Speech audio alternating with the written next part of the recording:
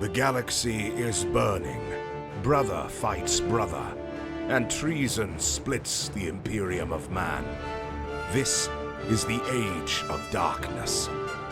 Whether you're a warrior of the Legiones Astartes, an adept of the Mechanicum, or just a mere mortal in a universe of madness, you'll find a place here. Welcome to the Remembrancer's Retreat, coming to you from within the depths of the Vengeful Spirit.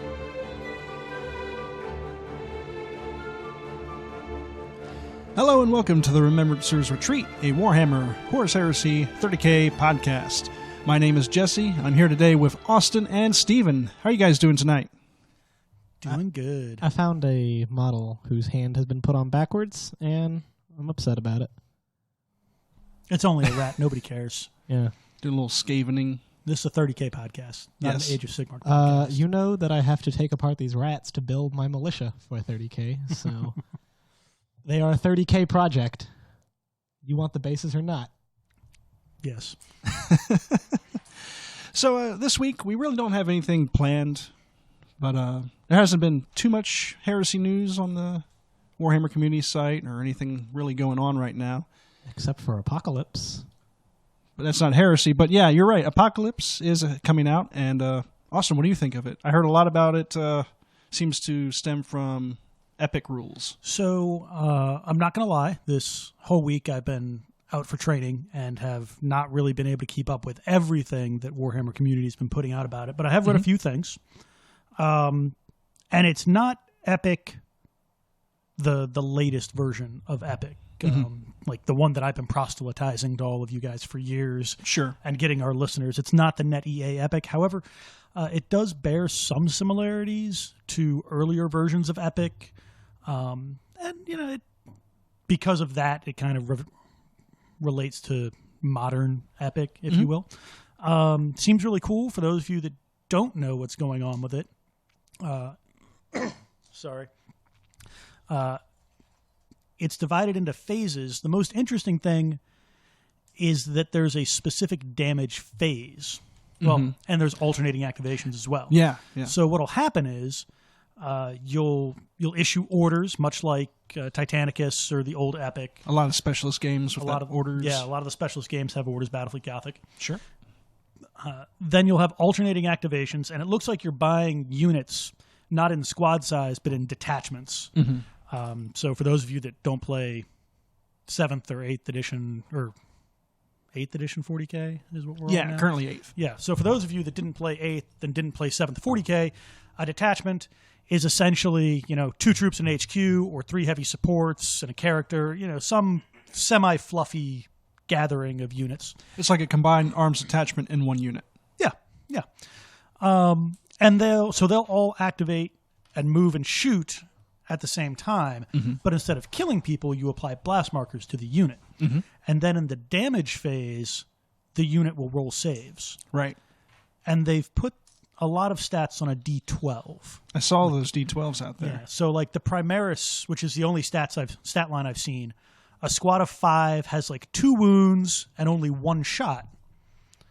And then has a save of 6 up, which I'm assuming means the save is going to be on that D12. You can only hope. But that gives a lot more spread from like your Warlord Titan Sure. to your Orc Boy or Guard Conscript. But it's an interesting trick because I have to say, okay, my unit's going to shoot at yours. I know yours has like 5 wounds and a 6 up save on a D12, so 50-50 chance. And I've put 10 wounds blast markers on it. So theoretically, statistically, you're dead. But we all know that that's not how dice roll. Sure. Because sometimes the gods hate you. So like, do I now want to shoot this other thing at those guys and make them have 20 wounds and be super dead? Or do I run the risk? So there's going to be some excellent mind games going on. And from like a long-time mega battle player standpoint, it's cool that no matter what happens, your unit will get to do a thing once. At least once. At least, yeah. It's better than those Titans not just dying before you even get to take like a shot. the guys who's like, oh yeah, your Reaver Titan, like the one thing you brought to this battle, it's dead turn 1, you didn't get to fire. Thanks go for playing. drink. It's Thanks for Nova. playing. Yeah. Thanks for playing. Go pound space sand. And they have, I was reading that they're going to have a bunch of stat cards and stats out for units right at the start. Mm-hmm. So I mean, it'll it's be effectively its own new game system. Yeah. So So, it'll be interesting to see how it ports over to 30K. Mm-hmm. Because at least if we're talking Epic, like in Epic, the difference between like Cataphracti and Tartaros and regular Terminators is basically 0. Because they're all like the difference at that scale just doesn't matter. Right. A volcano cannon doesn't care what your invuln save Yeah, is like when you get hit by your 3 your of them. Space Marine squad, like it has a missile launcher because that's the average of all the possible weapons they could bear. So it'll be interesting to see how that plays out. Whether every squad, because like they have intercessors is the only thing they've put out. They don't have any variant options. So it'll be interesting to see like a Space Marine squad. Do they get to take a plasma weapon? Or a las rifle, or a las cannon, rather. One las rifle, please. Or do they all have the same stats across the board? Yeah. I do like they have basically 2 attacks, one for either against personnel or one against armor. Yeah, and that's an old school Epic thing, which Small was arms fun. versus what, Although in macro? Epic, it didn't matter if you could actually do damage to the other unit or not. Just shooting them will put a blast marker on them. Okay. But blast markers don't work the same. as they do in this version. Okay. But yeah, I actually am really looking forward to it. Not so much to play 40K with, but if the rules are good enough, I'm always interested in another way to mega battle 30K games. Sure. Because like when we did Ariana Forge, like I don't like the 8th edition rules for standard games, but for a big old Titan fight, they work real good. They were a lot of fun. So we'll definitely give this Apocalypse at least one chance. Yeah, I mean... Yeah. Yeah, so like that's been fun. No one can make me play Apocalypse. Change is bad. Thank you, Steven. That's Steven, everybody. Yeah, Steven, the Chaos player, saying change is bad. You heard it here first. Look. So now that he's going to be a party pooper, Austin, would you like to give the news? Yes. Stephen, it is my great joy to inform you that Whataburger has been sold to a Chicago company. I saw. I was kind of hoping for some tears on this podcast. Nope. Yeah, I knew exactly. He what cried was in the coming. car when he picked up his rats. I knew exactly what was coming. You're not getting an emotional reaction out of me, you bullies. Well, here's to Whataburger. I've actually never eaten at a Whataburger, and I feel that's a shame. It is. And not I bad. guess I'll never know what's non-Chicago-owned Whataburger's going to taste like. Put your glass back exactly where it was, because I was getting a reflection through it, and your mouth was just obscenely tiny. I'm gonna miss you, Whataburger. But lots of things from Chicago are much well loved in Texas. Yeah? Like what? Muddy Waters, the entire Chicago blues scene, mostly the. So those mostly two just the things. blues. Yeah. Texas isn't really big on Obama, so Yeah. So if you can wrap up Muddy Waters and the blues scene into a Whataburger-themed restaurant, that actually might do well in Texas. look. Dan Aykroyd already tried that with the House of Blues, and I was just about to mention that. it should be burned to the ground. The Blues Brothers are a cultural treasure. Yes, but the House of Blues is not. Nobody's perfect. It's true. I mean, the Blues Brothers used up all their goodwill with the Blues Brothers 2000. We don't speak of that. And Edit that out, Jesse. Edit it out. is that what I think I should can- not be and yeah. yet is. So there we get the full warp coming back out in Stephen. He's come full circle. So I would like to plug, if Yeah. you've got a second. Sure. I mean, it's usually at the end of Yeah, the show. plugs but- come at Well, the end. plug is the wrong word, but super It's freeform. old Yeah. fluff. Okay. Go for it. Oh, yeah. So I, as anybody who, are 5 people that listen to this podcast every time will know, I am a whore for like old GW fluff and games and all that sort of stuff. And I finally got my hands on a copy of Eye of Terror, which is the 3rd or 4th book Black Library ever put out. And it's got some craziness in it, like the modern day Dark Angel. Actually, no, he wasn't modern day. He turned out to be from the Heresy after all. But there's just a whole bunch of crazy stuff that goes on. Heresy era Dark Angels worshiping the Emperor, all of them. So it's not quite canon. But it's got some, frankly, like amazing descriptions of like how the warp works. And one of the main characters is the Navigator. And like you're like in his head as he navigates the warp. Oh, okay. Multiple times, which is crazy. Like, turns out the standard like version of the way we see navigators navigating the warp is just like, an ocean of colors nobody's seen before and shapes that are indescribable and yada, yada, yada. That's not what all navigators see. Like this one sees the warp as a giant jungle that sometimes has faces in it. Ooh. And his ship is kind of like hummingbird sized, like flitting through this ever changing jungle, which is really cool. Yeah. Like at one point he describes the warp as just an ocean of infinite faces. Oh, wow. Which is real creepy. Sure. Who wrote this book? Oh, God. Sorry to put you... How dare I'm you? sorry. How dare The you? author is long dead in a British graveyard somewhere.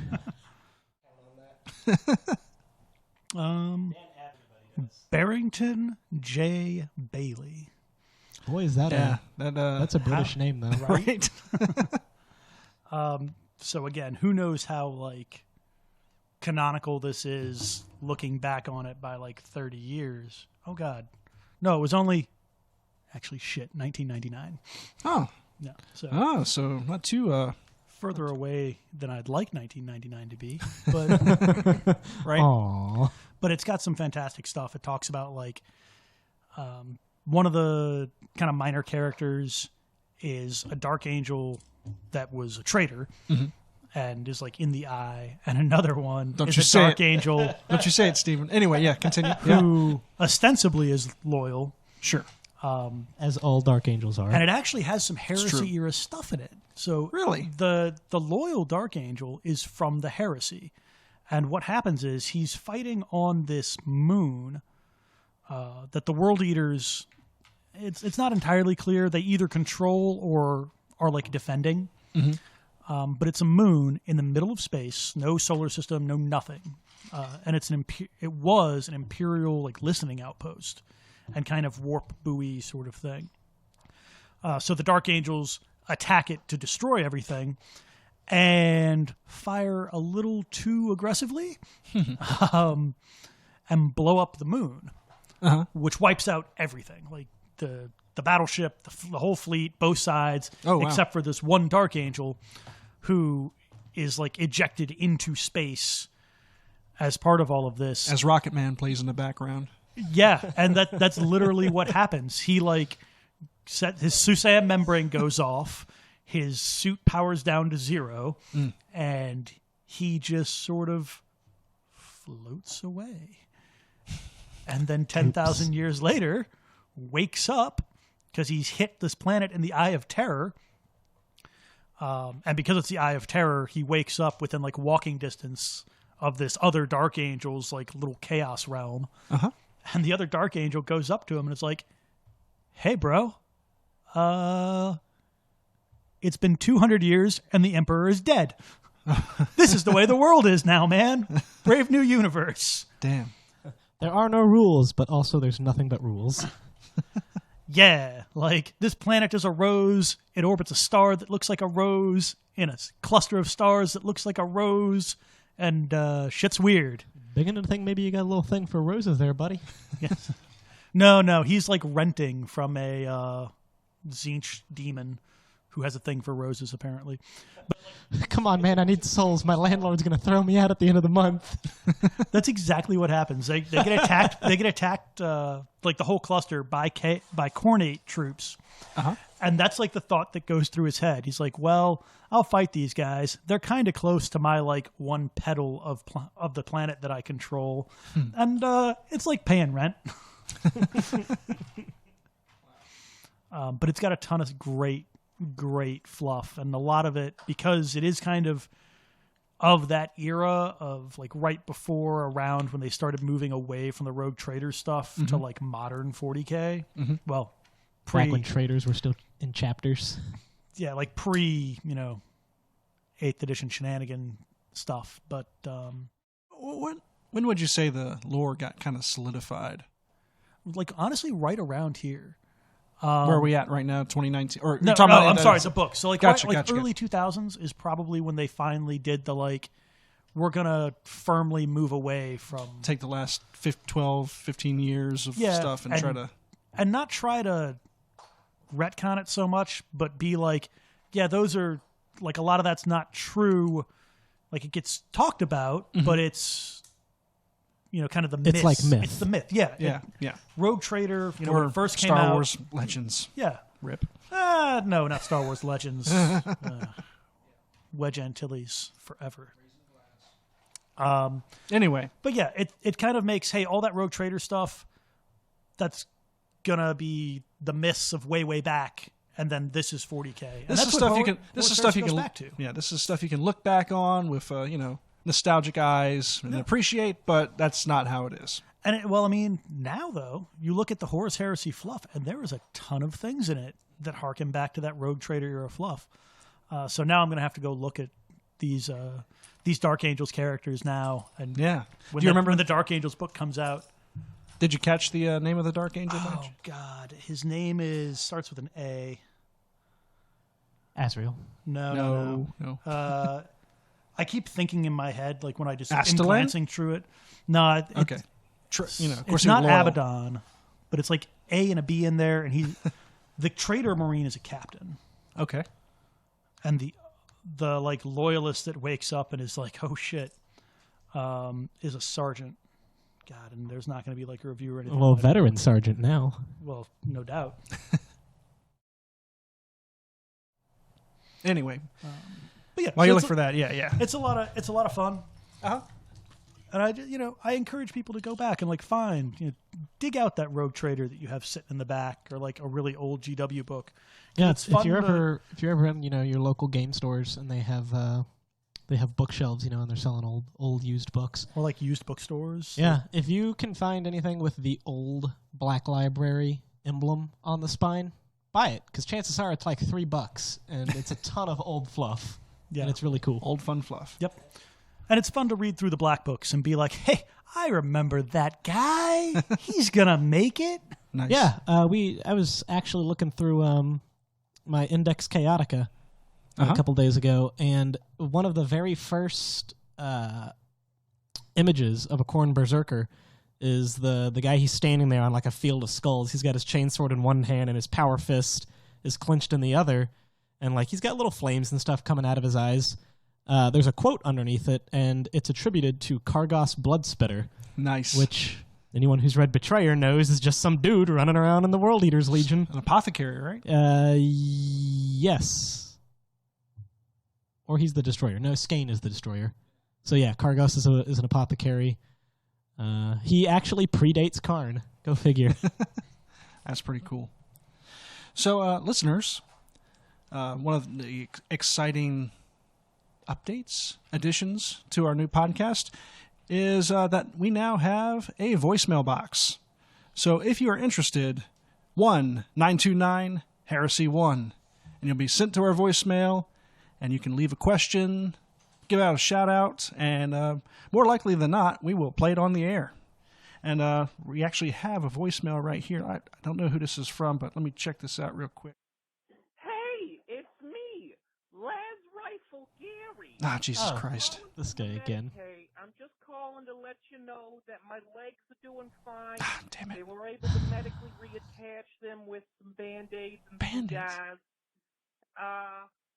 So I might be back on the show later. Oh, no. Just wanted to make sure you're Is there all like okay. is there Again, someone it's we me, can Laz send Rifle after Gary, him? The 173rd Expeditionary Force Station here, Chthonian Headhunters. All right, bye. I hate that guy. And looks like we got another one here. Hi, hey, Rogaldorn's way better than Perturabo. Yeah, goodbye. I don't know who that was, but That's all right. hurtful and also not true. Yeah, But- if Rogel Dorn was good at his job, Perturabo would have died at fall. Yep. Or the Iron Cage. Or Terra. He had 3 chances to go one-on-one. I mean, really only 2 chances, Iron Cage. I mean, Yeah, really not a... But yeah, folks, the whole point was that he wouldn't fight Dorn. But yeah, 1929 Heresy 1, and you'll be on our voicemail. So definitely check that out. And we will love to hear from you guys. We seem so professional now. We do. Yep. It's pretty fun. And big shout out to our patrons who help make this stuff possible. We have the Gardener of Tree of Woe. Thank you for your top tier patronage. Joe from Music City Heresy, thank you very much. Alex Self and Chris Mack, thank you all for your top tier patronage. And be sure to go on to patreon.com/RR30K podcast if you would be interested in also donating and becoming a patron. We definitely appreciate it and allows us to continue doing fun stuff like this. Indeed. Yeah. But I don't think we're done for today. We're going to keep on going this podcast. It's true. I got this done, midway through, so I don't forget at the last minute like I did last time. That's good. Well, I mean, the nice thing about editing a podcast is that you can record yourself doing it after the fact. Oh, it's true. But I'm also lazy, so I like to get it all done in one go. You probably shouldn't say that right after asking people to do Patreon, though. Yeah. Yep. He's hardworking, we swear. It's true. It's true. He will be flogged, and if he fails us again, he will be flogged harder. Yeah, 1 hour podcast is not 1 hour of work. It's significantly much more than that. So, except for Steven and I, who it just is an hour of work. And not even work. Not even work. Just sit down, talk. Yep. I mean, I'm sitting here sipping a Slurpee and living the good life. It's good times. It's true. Although, going on top of Austin's endorsement of old school fluff, one of the other cool things about the old books that you can find is that there really is a whole lot more Grimdark in it. Like, if you're about Warhammer's just gritty, nobody has a good time thing, the old stories are real good for that.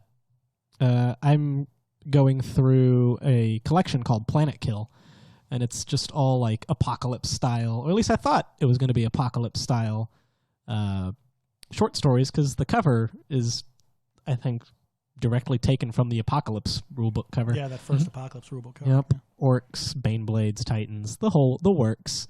And true to form, a whole bunch of planets get reduced to lifeless husks, but not a lot of Apocalypse battles yet. But I did like one, if you can find it in any other collection, it's called Phobos Worked in Adamant.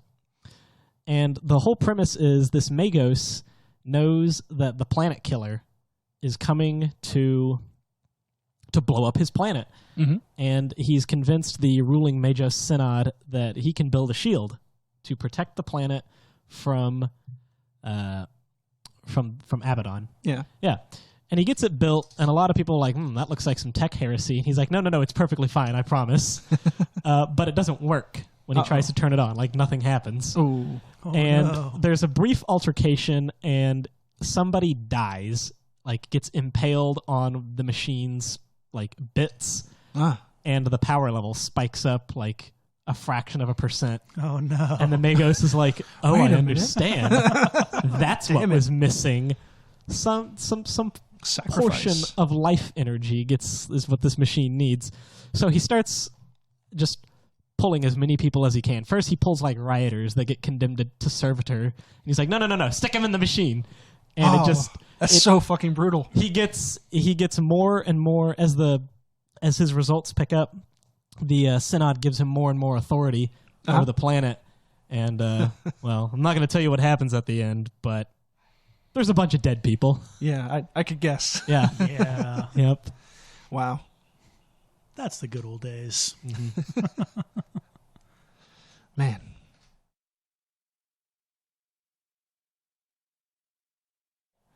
So what else we got going on here? I'm pulling rats off of bases and giving them to Austin. Well, the bases anyway. But the rats are mine. Moon mice. It's happening. It's going to be good. And I think, was it Puppets War that had the new heads out? Oh, yeah, those nightmare heads? Yeah, those nightmare heads. Yeah. They look real good for some either tainted flesh, if you want sort of a lizardy. They're not scaly, but they kind of have that. They look like one of the monsters from Doom. They look like the like the kind of foot soldier guys in Doom. Yeah. Like if Smooth you want head some with the sharp teeth, lizardy, radiated mutant vibe for your abhuman helots, or if you want to use a militia army to theme a pre-compliant xeno species. That'd be really cool.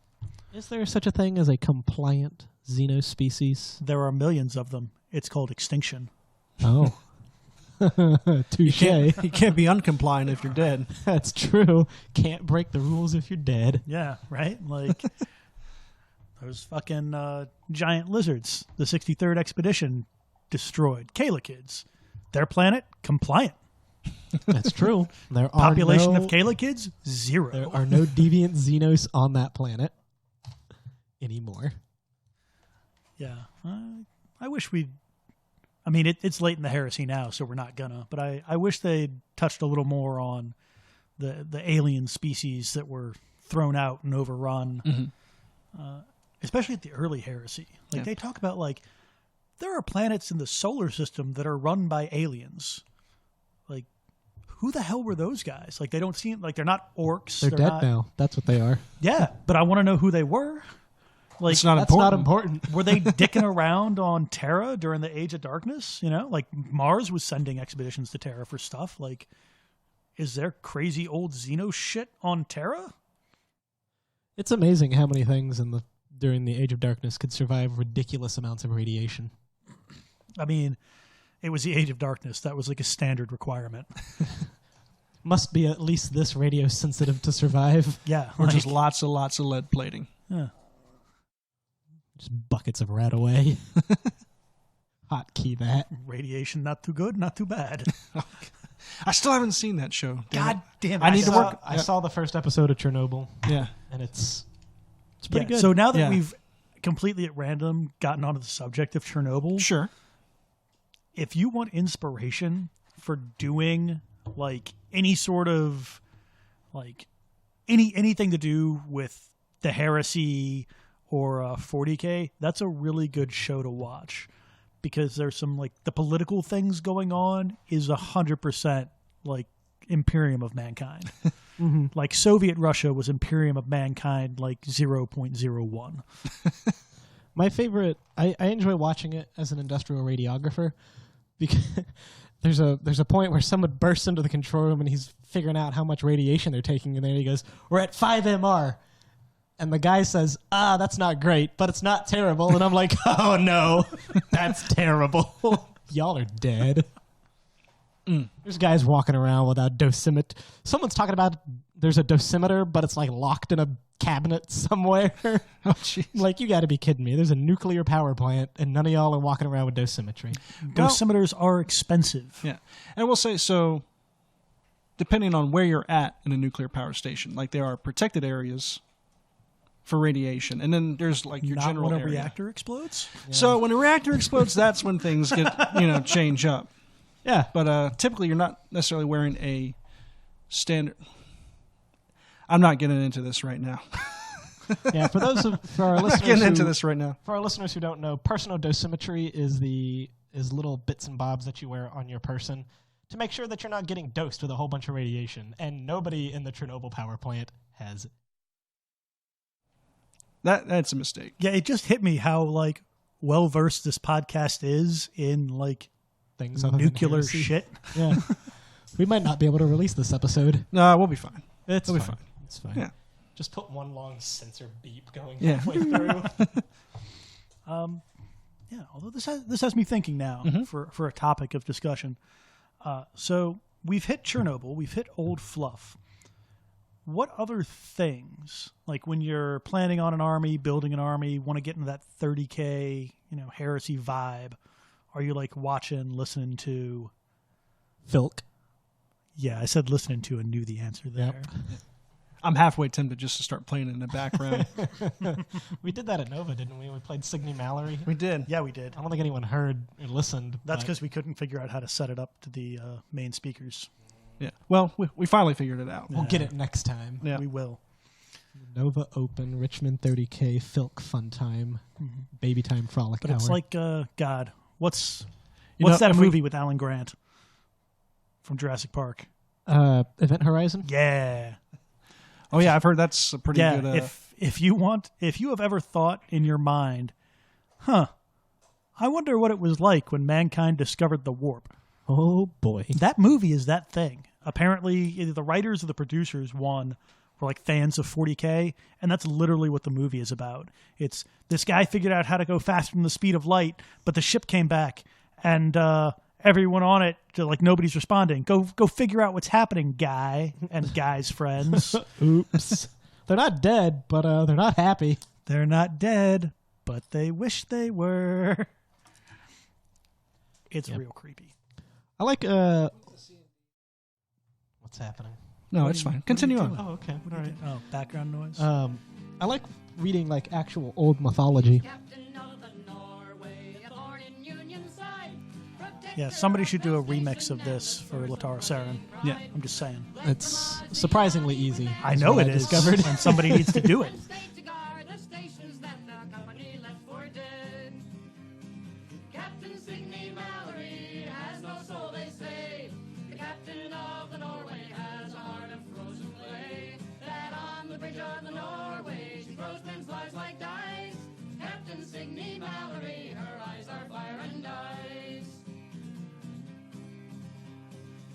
She doesn't think about the lives that she has lost.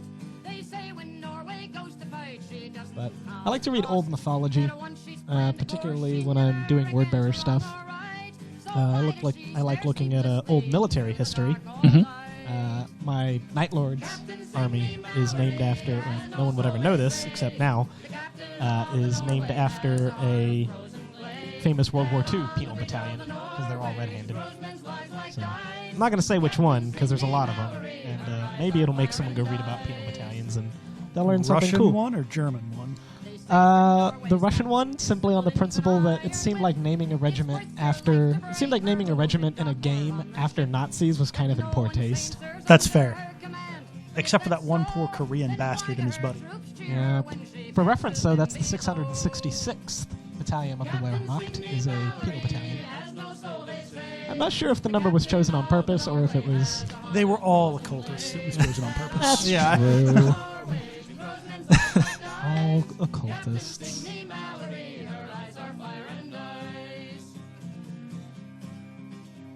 They say the captain has no crude emotions to control, just iron fist and iron will and iron-banded soul. They say she shows no mercy, and they say she never can. So why is Norway refuge for a burned-out Union man?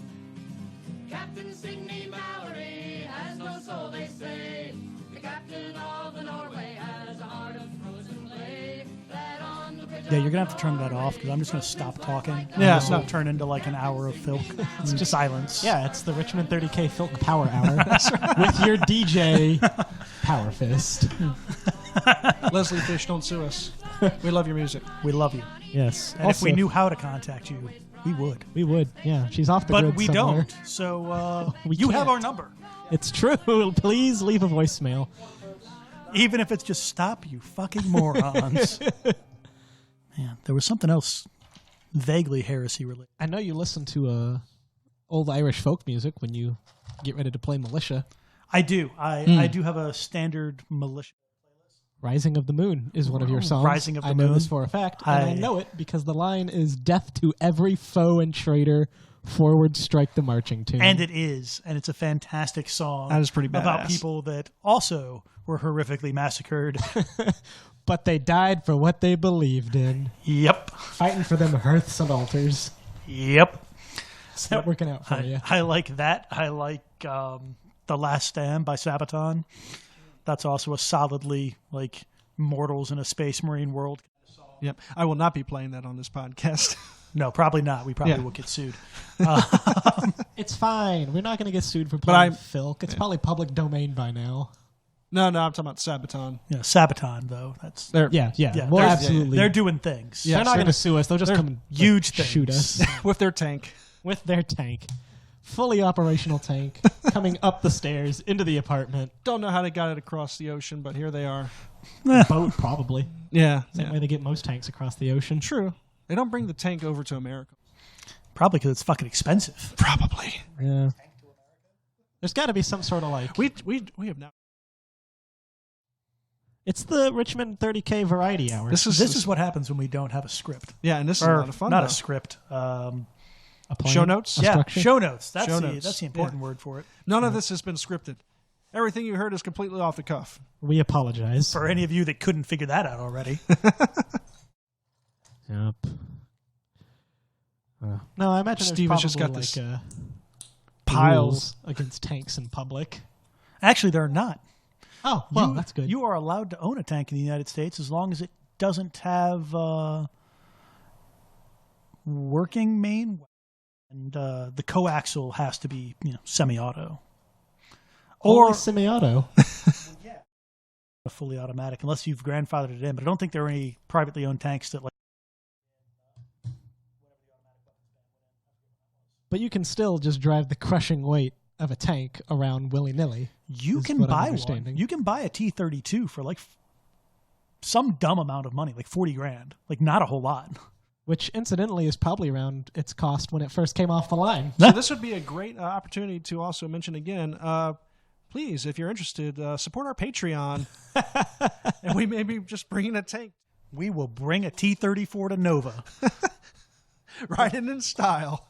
With God as our witness. Yeah, I'm sure driving up 95 in a tank. Well, it happened in Richmond yeah, about a year ago. That was an ABC, not the same thing. It's true. However, tracked vehicles can go on the freeway. That's what it was built for. It's true. And let's not forget Killdozer. Yeah. Never forget. Blessed Killdozer. Killdozer. Killdozer, the guy, the small business owner. Oh, yeah. Yeah, who just welded like... Straight up. God. Yeah, he welded himself inside of a bulldozer, bulletproof armor and coming everything. Straight out of Rocco. And just wrecked the fucking town. He did. No, he didn't wreck the town. He wrecked the mayor's house or something. He wrecked the business that they were building. That was blocking his business or his house or something. But see, I also thought he went on to There's some politicians' he places. did, because I feel like he ran into like a bank or something. And like a politician's house, like the county mayor or whatever, like not an important politician. But. Yeah, no planetary governor. Yeah. Wouldn't have made it past the gate. Our bites would have melted bombed that sucker. Straight back where he came from. I want to apologize to our listeners. We broke our one rule that when we BS, we just BS about heresy. But we're having fun. It's true. But we're going to continue doing this right now. I recognize my failure and we'll be sure to correct it. See, you brought it back to heresy. It's fine. There we go. We're good. We're good. Steven's just got this pile of rats off bases. And it grows. This is... And I'm just collecting bases. It's fantastic. Yep. Steven pops the Skaven off their bases and tosses them over to Austin, and Austin just picks it up and puts it in his pocket. It's almost Pavlovian at this point. Like, I'm fairly certain if I just made the motion of tossing a base towards him, he'd reach out for one. There's only one way to find out, but we'll test that theory later. So, Austin, what are you doing with your bases? So, going immediately back off 30K. But wargaming, that's fine. 8th edition fantasy. Dave is... Square base? 8th edition fantasy. Yeah, 8th edition fantasy, yeah. Okay. Dave's got some armies. We're playing some games. Got my dogs at war. I bought Landschnecks from Warlord Games at a sprue sale. Okay. And to bring it back to heresy, I really like Warlord Games minis for... what the... That is an old metal rat ogre. It's missing its head. Oh, it is. Yep. Without the head, it threw me off. Yeah. Fun fact: see that that chain mail glove he's wearing? Oh, I know what it is. With the spike, that's a cestus. As in what the ram is named after. Caestus. Caestus. Yeah, I guess because it's Latin or Greek or whatever the hell it is. High Gothic. But anyway, back to Warlord stuff. I like them for Imperial Militia as well, because they're like true scale 28. Mm-hmm. So they're kind of weedy looking compared to like a Cadian or a Catechin. Yeah, not that heroic 28. Yeah, but they're the perfect height next to a Space Marine. So I really do enjoy them and have a whole pile of them that I'm still collecting lasgun tips for. If you were listening to us last year when I began the great quest for lasgun tips. I have 2 for you. They're not here. Oh, beautiful. But I have 2. That means I'm 80 short. Yeah. Who would have thought? Better than 82 short. Indeed. But yeah, so they have sprue sales occasionally, which are just dumb. Like I picked up 90 models, something like that. I've also on the Inc. 28 page that I'm a part of, a guy has taken I think he's using American Airborne, World War II American Airborne infantry, to make old school rogue trader alias. Yeah, I mean, he's doing kind of the same thing I am, where he's just taking a normal weapon and putting a lasgun tip on the end to give it kind of that sci-fi feel. But he's also like green stuff and a bunch of helmets and all that sort of stuff to make him look like those Mark I rogue trader Imperial. God bless those men. Heroes to a man. Indeed. Ooh, metal. Gotten back on the building AT terrain wagon. Yeah, I'm working. I've got the new Spire kit they came out with, which is amazing. It's a cool kit. It's a lot of fun. Like, if you do AT, buy one because it's real cool. Do yourself a favor. Yeah, so I'm doing like the Astro Telepath. Yeah, doing an astropath like facility. So there's a little landing pad that's big enough for an Arvis lighter. I've got my little Aeronautic Imperial Arvis, which is from the new Spire kit, like the big base of a Spire they have. Oh, okay, gotcha. And then some of the original building like connects to a larger building with a tower on top that's got like a glass dome where the astropaths would hang out, and then another Spire with more domes and glass and stuff. So it'll look real good when it's painted, hopefully, with those new contrast paints. Gonna be sexy. Have we talked about contrast paints yet? Has that happened? No, we didn't talk about them at all. No. Jesus. No, we've talked about some. But we did? Yeah, I wasn't on the last guess. Yeah. So with the 6mm stuff, I know you've been working with. Yeah, so when they were demoing it last week, or week before last, I just got 10 Epic Space Marines and went into the shop and just kind of coded, like not trying to paint real hard, but I just wanted to see what it would look like on tiny models, and it looked real good. The answer is great. That's what they look like. I know some people are a little iffy about them being used for power armor in 28, just because there's a lot of flat panels and stuff on some of the later marks of armor. But for Epic, it's amazing. So any of you AT guys that want to put tiny Space Marines on your base and are like, fuck, 6mm Space Marine. One, that's easy to begin with, but two, contrast paint. Now it's even easier. I was actually really surprised how well they turned out on 6mm. I was like, is it just going to look like one big dark blob? I don't know, but no, it. Yeah. Oh, and especially really the black. Well. The black and the white both really impressed me at 6mm. Because normally black and 6mm is a color you stay away from because it's just too small a model. Like, if you play like. And I've seen some pretty Black Templar armies in 6mm. Like, not knocking anybody that's got one of those online. But it's very difficult to do. But you really can't. Like, it's damn hard. You got to edge highlight a 6mm model. Painting 6mm is super easy.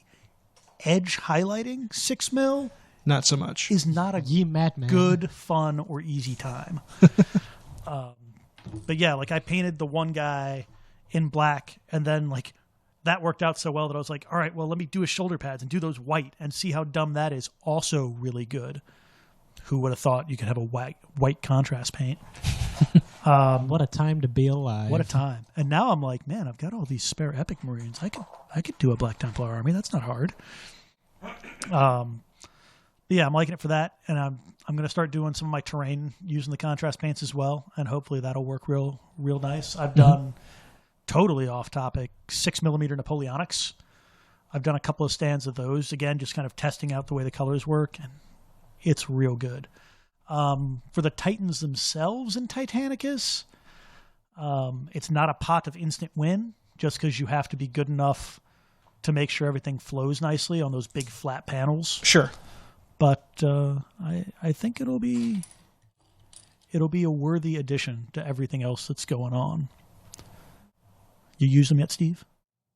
The contrast paints? I actually took Kat to go paint some models with the contrast paints. She painted some of my metal demonettes, which was pretty cool. I was not personally all that impressed with them, but I've only really been interested in them as a vehicle for painting faster, and painting with them doesn't really, at least not for my word bearers. It doesn't make the process go any faster. The Flesh Terror Red, which is the closest red to my Word Bearers, is it doesn't look enough like Congealed Blood, that kind of Word Bearer-y. Yeah. And I thought, well, I could wash it down with black, but then that doesn't really save me any steps since I wash my red with black anyway. So, although you know who it's really going to help? Friggin' Imperial Fist players. Indeed. My God. My test Primaris, I did about like a quarter of him just fiddling around in that canary yellow. Yandon yellow, I think is the color. What's the color? Yandon yellow, and they had another one too.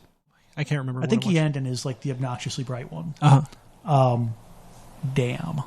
Yeah. Like, anybody, like, I've painted yellow armies before. It sucked. Like, I've seen Jared's yellow.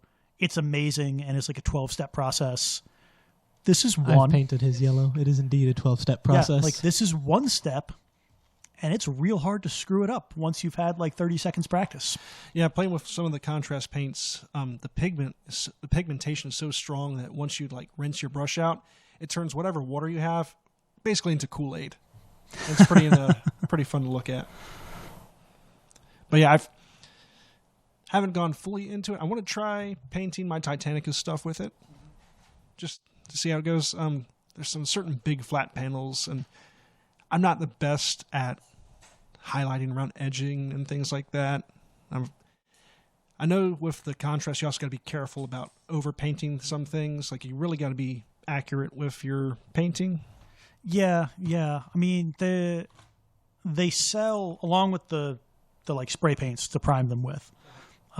They sell those like the pots you can paint it on. Yeah. And that actually works really well. I've gone back and touched up some areas before applying the next coat of contrast, and it's a solid coat that it puts down. But the big flat panels.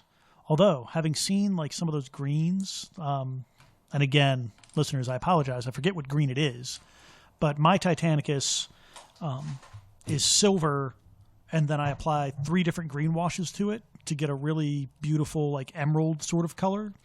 And that's what the main armor panels are. And this stuff can do that in one coat. And it's like the exact same color. And I'm astounded and a little hurt because it took me a long time to perfect the exact, like, the heaviness of the wash and what order to do the colors in. And buy that paint, slap it on, and you'll be all right. Hey, remember all that those weeks and months of work and experimentation you did?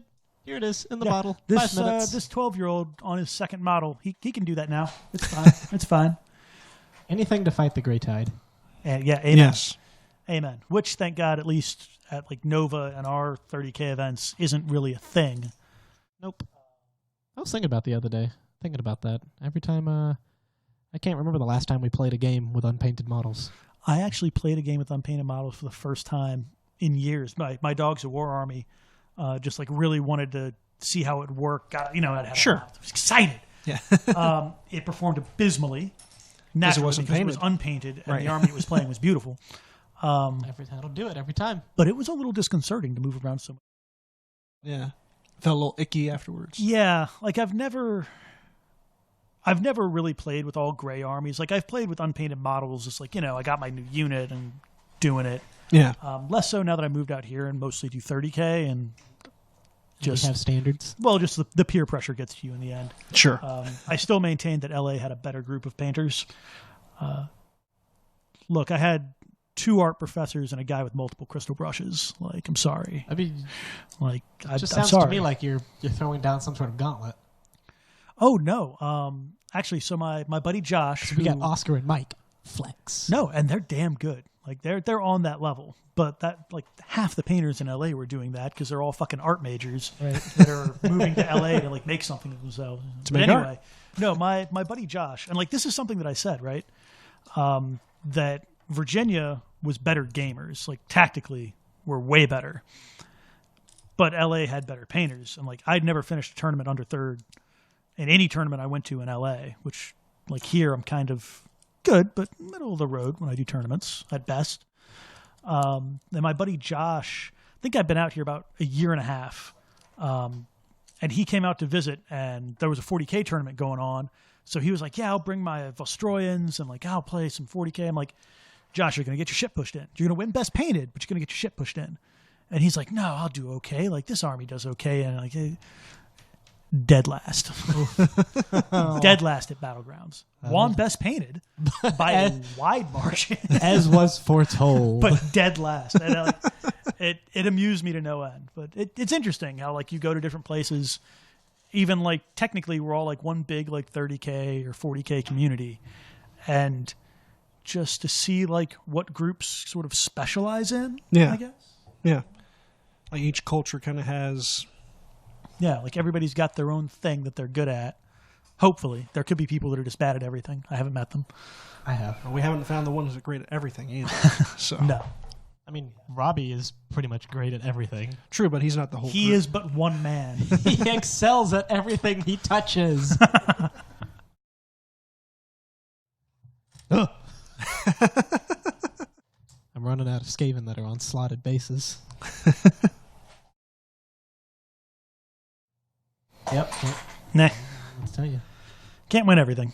Yep. Or even half the things, really.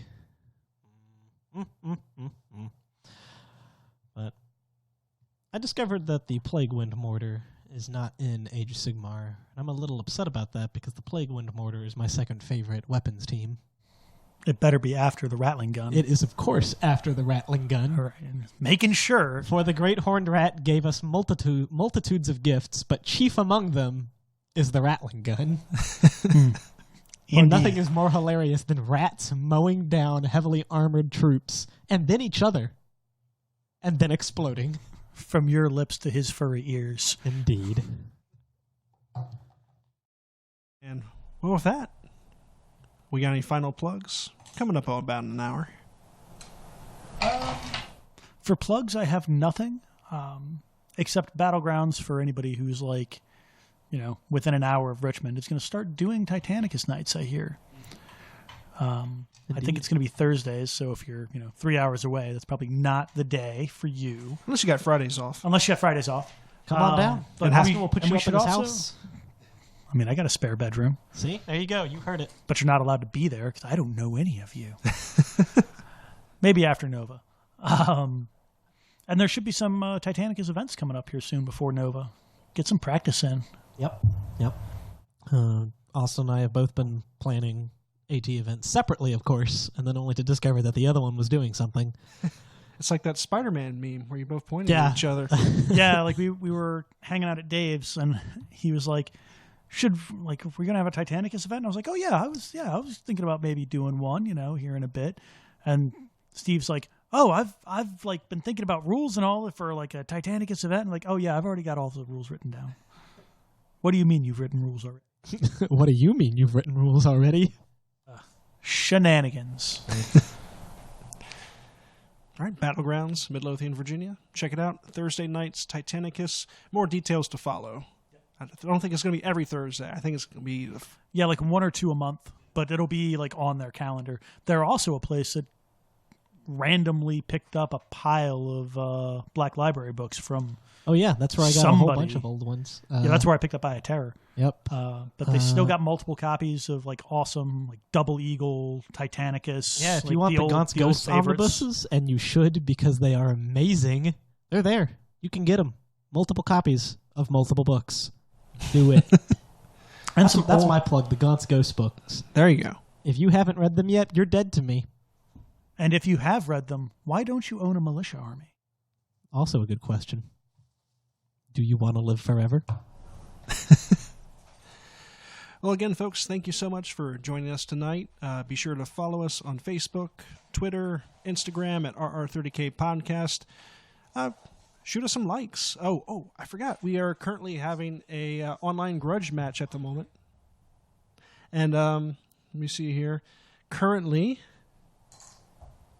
the votes standing right now, as it loads up, we currently have people voting. We have approximately 1,200 votes, whether you like Imperial Fists or Iron Warriors. It's a tale as old as time. Currently, this is interesting. The Imperial Fists have pulled ahead. It is now 50.2% to 49.8% in favor of the Fists. I mean, if we're looking uniform style, the Iron Warriors have none. I mean, they need none because they just get the job done. That's right. They don't need fancy accolades. But they look classy in yellow and black. Yeah, here's how tight it is. It is 633 Imperial Fists, 629 Iron Warriors. So come on, so if you want to continue embarrassing Rogel Dorn and his boys, if you listen to this on the day it comes out on Monday, you'll have an afternoon to vote if you haven't already. Yep. And then next week we'll put out another grudge match. And if you have voted, create a fake account, Facebook account. It's not super hard, and vote again because I like to see Jared suffer. I just like Imperial Fists to suffer. My enmity towards the Fists extends to all Sons of the 7th Legion, not just Jared. It doesn't help that he keeps beating me, but well, that is what your word bearers do. Lose to the better legions. We've also reached 600 likes on Facebook, so we definitely appreciate everyone who's followed us there. If you want, and if you'd be so inclined, leave a review. Leave a recommendation. That gets our podcast out there a little bit more. Give it a little more exposure. We definitely appreciate it. Plus, the more Patreons we get, the more likely it is one of them gets a tank. That's right. Mm-hmm. The Richmond 30K tank, and not just a little plastic one. We're talking about, what? Big, made of metal. Mm-hmm. Yeah. Got 20, 30 tons. Main gun doesn't work, tons. Unfortunately. Yeah, we'll have to cement that shut. That's all right. But if you have a jackhammer and infinite patience, you can chisel it back out again. And make it illegal. The feds will come for you. Only if they find out. Only if they find out. Which, if you play your cards right, you'll get to use that gun once, and then no one will ever know. Thanks again, guys. Have a good night. Keep those dice rolling. We'll see you later. I've lost train of thought on my outro. It's okay. Space is wide, and good friends are too few.